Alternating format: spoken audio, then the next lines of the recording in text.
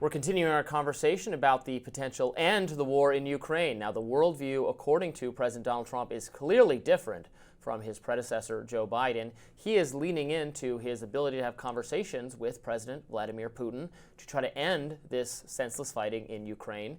It is worth noting that Trump and Putin spoke for over an hour on Wednesday, while former President Biden, as I pointed out in my radar, had not spoken to the Russian leader in 3 or 4 years.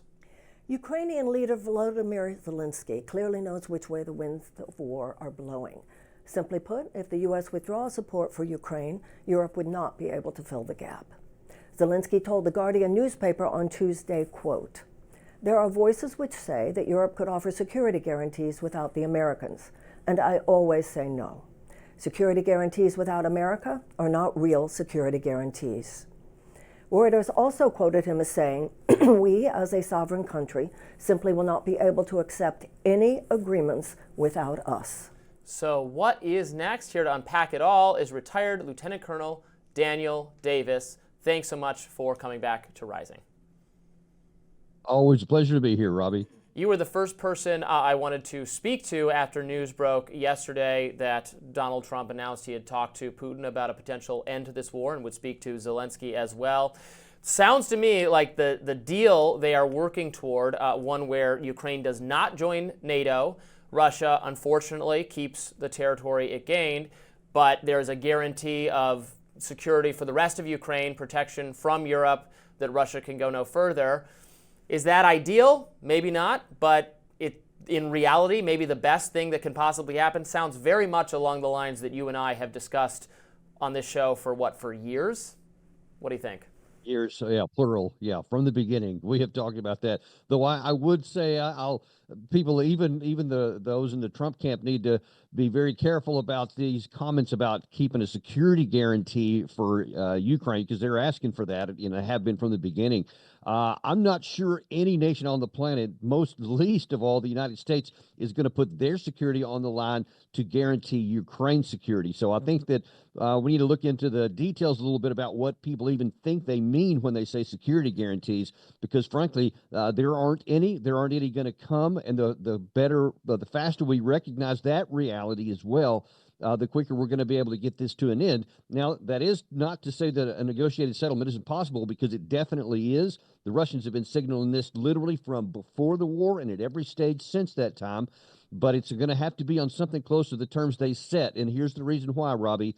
They have the military capacity. If they don't get a deal they want in negotiations, they can simply keep fighting until they gain everything by force of arms that they want. And indeed, that could very well be the case. Now, of course, the implicit guarantee of security could be the incentive. If we certainly don't want U.S. troops on the ground there.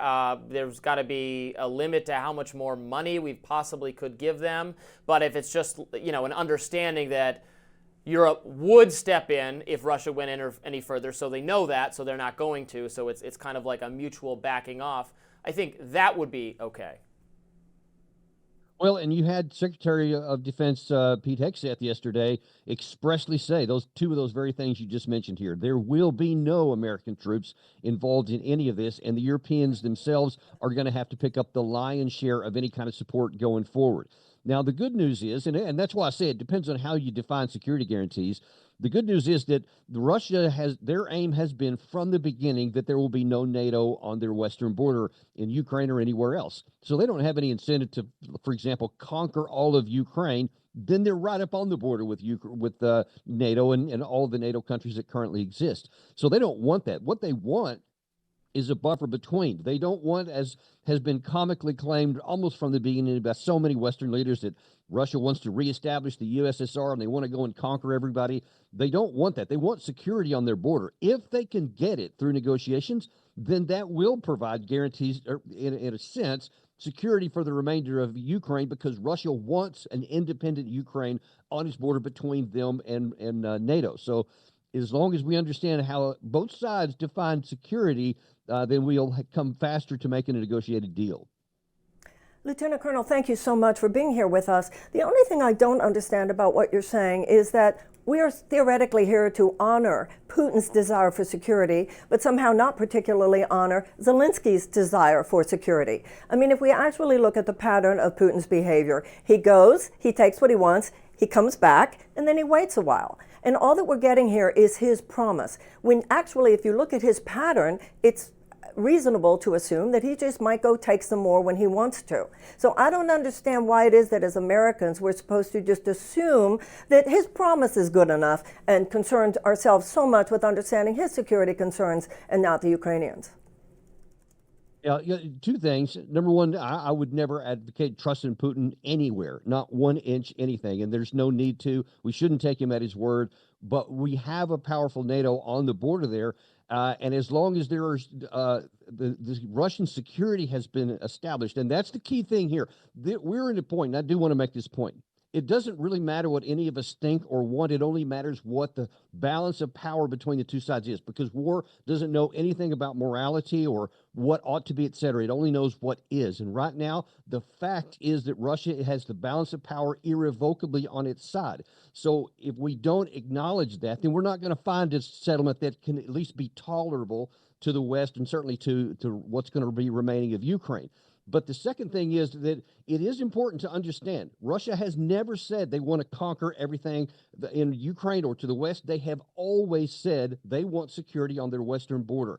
And if we don't acknowledge what their security needs are, as well as what European security needs are, then we're never going to find an end. And that's why I say, if we don't acknowledge those realities, then eventually Putin can take it now all the way to the Dnieper River and possibly even into western Ukraine if it goes that far.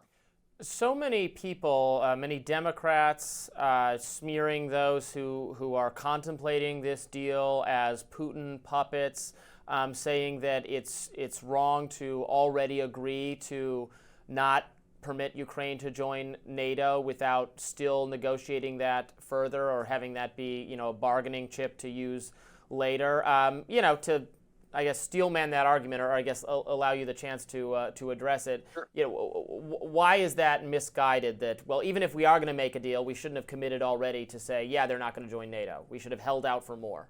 Well, yeah, and you see that being played out right now. Just a couple of hours ago, in the British press, Ben Wallace, former defense secretary, actually accused Secretary Hegseth of betraying Ukraine. Like you're basically handing over the keys. Just about what you're saying right there. Here's the problem with he is exposing Wallace is that what the entire West, and you can go to Keir Starmer, you can go to Joe Biden, you can go to former Secretary of State Blinken, et cetera. All these, they have always said Ukraine is going to win. Ukraine is going to succeed. You've had retired general officers tell you that their 2023 offensive was going to succeed, and for all these reasons, and all of it was wrong. It was always wrong. And in my view, by refusing to make a deal with Russia before the war started in December 2021, by refusing to have an obvious, easy negotiated settlement that could have ended the war less than 2 months in April 2021 in 22 in Istanbul, they just said, no, we're going to keep fighting. And the result has been as predictable as it can. I've been on your show ever since this war started, telling you exactly how the military was going to work out, and it has. So you have these people who are making the claims that you just argued, saying that we should give up, but they're oblivious to the wreckage that has resulted. Hundreds of thousands of Ukrainian people are dead today because no one in the West would acknowledge basic balance of power dynamics and how wars are fought. And if the Trump administration appears that they're not going to follow that path and that they are going to try to get this over, if they don't, and if they continue following what the Ben Wallaces want to do, then you're going to see probably hundreds of thousands of more Ukrainian people die before this finally comes to an end. Indeed. Lieutenant Colonel Daniel Davis, thank you so much for coming with us to give your take on the news. We appreciate Always a it. pleasure, Robbie. Thank you very much. Thank you. Definitely wasn't your run-of-the-mill congressional hearing. We'll show you some of the highlights next from the Doge hearing. Stay tuned.